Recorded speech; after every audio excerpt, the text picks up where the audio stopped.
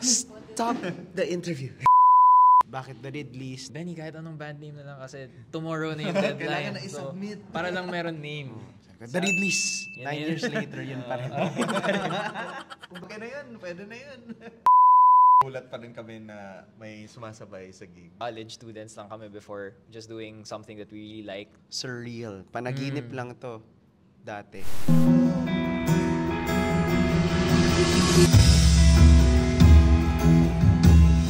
I wanna be the melting candle to your flame. Hi, Philippine Star, we're the Ridleys. And we performed at UP Fair Rev.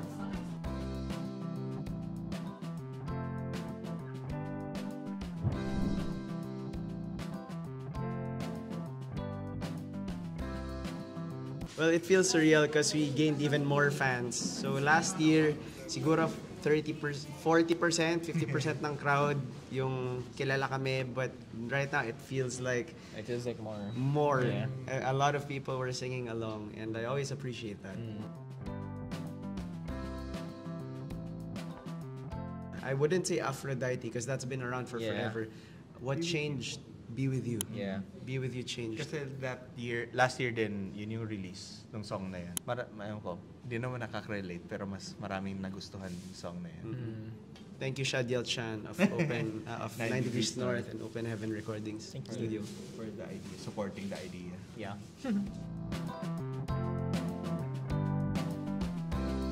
Sa Saras. Nakwento mo na ata. Yeah. Jan, gusto mong ikwento na. Ano yung POV mo? POV ko, so si Benny nagsusulat na siya ng kanta around 2012. So siguro nagkakilala kami sa college na rin. So I think 2014. 2014. Here sa UP. Oh, dito sa UP kasi schoolmates kami. Tapos Benny was like, gusto ko mag-perform sa isang event sa Psych, Pugad Psych, UP Pugad Psych. Tapos I'll bring my childhood friend. Tas ito 'yon, si Brian. Childhood friend. Tas parang first time namin mag-meet sa gig na 'yon. And then from there nag-jamming lang kami. It felt right. It felt nice. Siguro kasi naghanap din kasi ako ng music friends. So, yun yung POV ko. Tapos parang event after event, nagkaroon ng event sa UST, na-invite kami. Tapos after nun, org started contacting us na parang, akala namin one time thing lang, tapos biglang, months after. Tuloy-tuloy na. Tuloy-tuloy na. Yeah. Bakit the Ridleys? Dahil nung UST event, kailangan na namin magpasa ng band name. Yeah. Kalalabas lang ng Star Wars noong December 2015. As Ang in actress like, ay si Daisy Ridley. So I was asking Benny, kahit anong band name na lang kasi tomorrow na yung deadline. Kailangan na i-submit. So, para lang meron name. the Ridleys. So after that, the Ridleys, tapos we performed dun sa Battle of the Band. So pag may kumuha sa amin ng gig, yun na rin muna yung placeholder namin. Until na, ayun. 9 years later, yun pa rin. Effort na eh. Alam mo yun, okay na yun. Pwede na yun.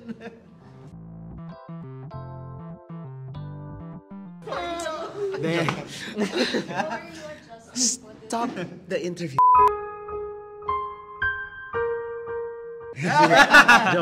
Joke lang. No, if you were here earlier, sana nakita niyo kami ni Jorik.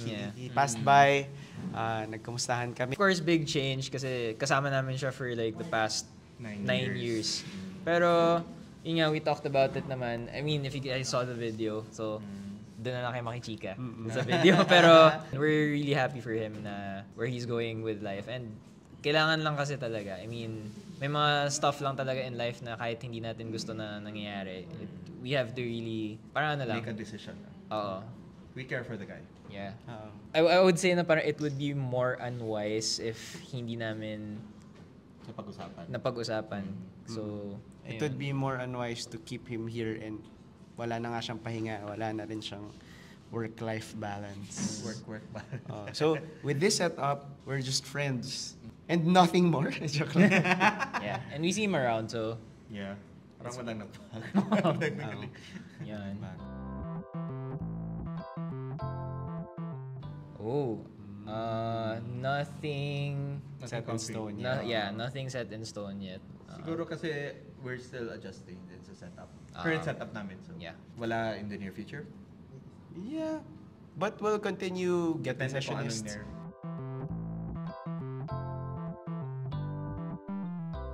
Euphoria sa Friends. Euphoria sa Friends. Falling in love. Isipin mo Euphoria tapos yung Very Friends barkada. opening sequence. Ako, medyo cop-out yung answer, Evane. Pero yung source ng movie, yung material. So, Evane is a song na ginawa ni Benny because of Stardust by Neil Gaiman. So, na-imagine ko siya na yung ending scene, nung pinakita na yung stars sa dulo, tapos nag-play yung Evane. Bro. Oh, ang perfect ng song.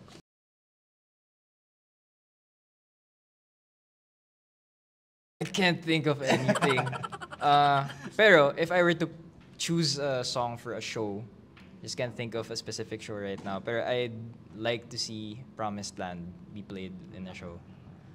So I like how the song is like very hopeful. It gives a sense of positivity, and I think that's something that we all need now. Alam mo yun? I mean, wherever we're at life, it's not parang. It's very nice to have like a little sense of hope. Isa pang entry, Be With You para sa isang John Lloyd Bea movie. Or Jericho Rosales, Christine Hermosa. Tayo doon natin. Man. Don Zelueta at Richard Gomez. Mas a love team movie na Be With You yung ginamit. Yeah.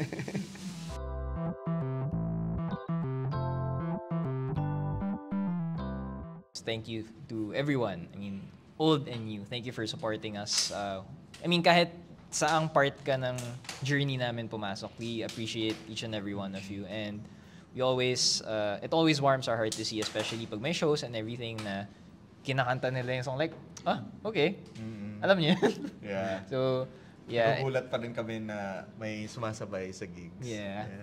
I keep using this word, surreal. Panaginip lang to dati. Nung nagsusulat ako ng kanta sa kwarto ko, mag-isa ako. I never thought that thousands of people would hear the song and sing along.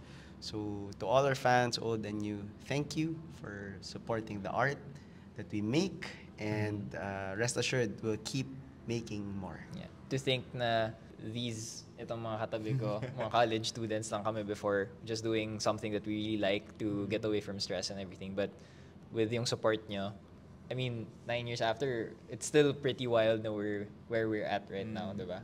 So, thank you talaga.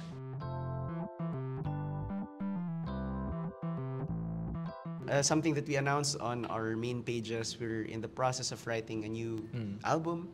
Ang working title niya ay Nowhere Chapel, but the final album title will be something else. So, stay tuned for that. We're still figuring out how to record it and how to release it. Which songs to include, but it's in the works. Yeah. You're gonna be like, ooh, Nowhere Chapel. Oh, it's gonna be something else. Oh well.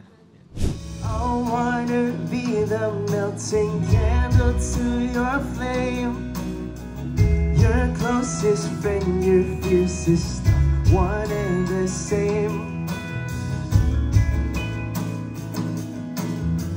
Some things will never ever change.